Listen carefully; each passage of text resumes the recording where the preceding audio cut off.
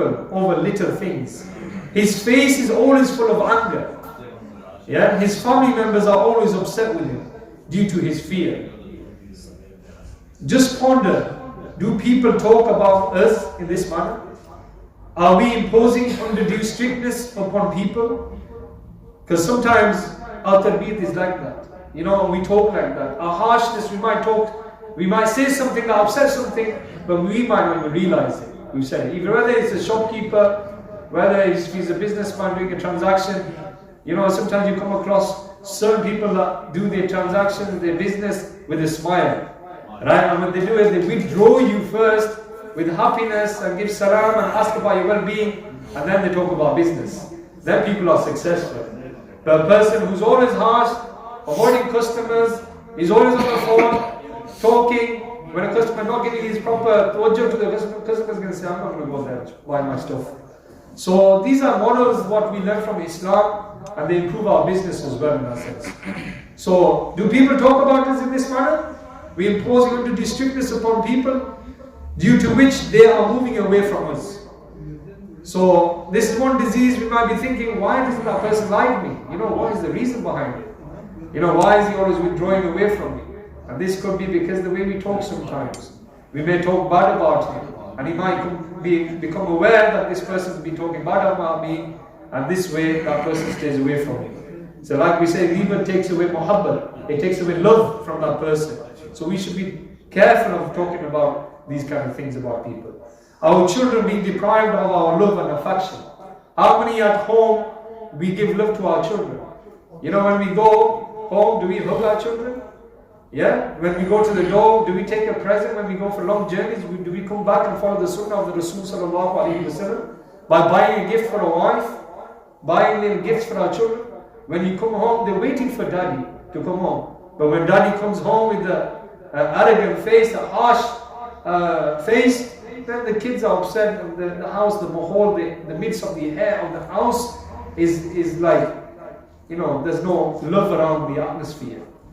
So, too much then doing the zikr of Allah is the reason as why the heart becomes hard, and a person with a hard heart remains very far from Allah. You know, when we talk too much, this is one of the Madini inamat that we have in our booklet, that he mentions, try to do kufr Madina on the tongue. Yeah? So when we talk too much, words of negative kufr, these things come out. And we have to be careful when we're talking to people. And sometimes if you control our talking, inshallah, you'll get salvation, you'll get success, because we talk less. And sometimes we've got our angels, they're recording everything we say. It's like a tape recorder. Whatever you say is being written down. So think as if this form. Yeah, we want to save this list on the day of judgment. We want to make it as small as possible. Otherwise our accountability is going to be so long if we've got a big list of talking and chatting. Whether we're chatting on social media, whether we're chatting on the phone, whether we're chatting in groups of people, you know, unnecessary talk. Our Prophet ﷺ always talked good about Islam. He always started with the zikr of Allah, and he finished with the zikr of Allah. Yeah? So we should be doing the same, inshallah. Alhamdulillah, you see, dawateislami is involving you to do Madani card. You're filling in your Madani card, Madani Namaz card is a Madani card. Right? This is a good way of earning reward by acting upon and doing self-accountability. Then going out for Laqai Dora Bra Neki Ki Dawat. This is Neki. You are inviting towards people. You know, if that person changes, it's like network marketing, right? The gas and electricity. What do they say? You sign someone up and you get a percentage of that money in your account. But this is free rewarding. You guide someone towards namaz and he becomes a person who worships Allah 5 daily salahs, then inshallah that reward will not be deducted, you'll be getting that reward as well. You ask someone to recite Durood Pak, each time you recite that Durood Pak, you are getting the reward as well.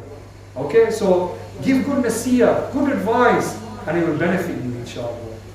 So my dear Islam brothers, if someone gets angry with you, he starts shouting at you. There's another hadith of the beloved Prophet ﷺ which I recall, that as Abu Bakr Siddiq, there was a person saying bad things to Abu Bakr Siddiq.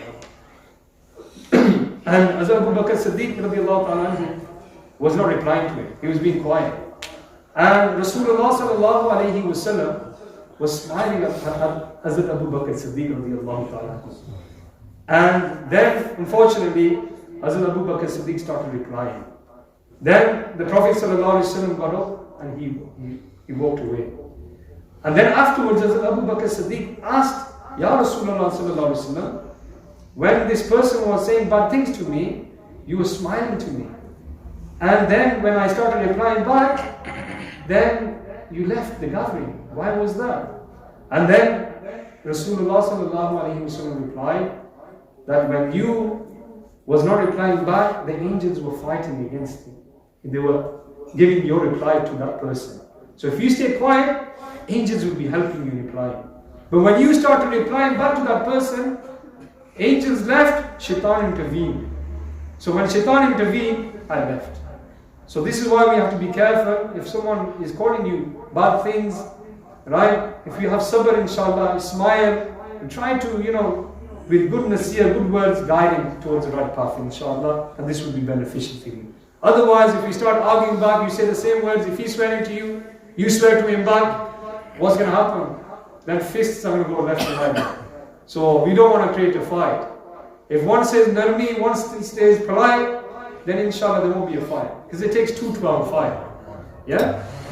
In the translation of the glorious Quran, it is mentioned that repel the evil with goodness. So this is the translation of the Quran. The Quran is telling you this. O listeners, repel the evil with goodness. Thereupon the one between whom and you was enmity, at that time he will become like a close friend. So if you do narmi and you don't argue with that person, yeah, and inshallah you give good advice with goodness, inshallah he'll become like a friend to you. This is what the Quran is telling you.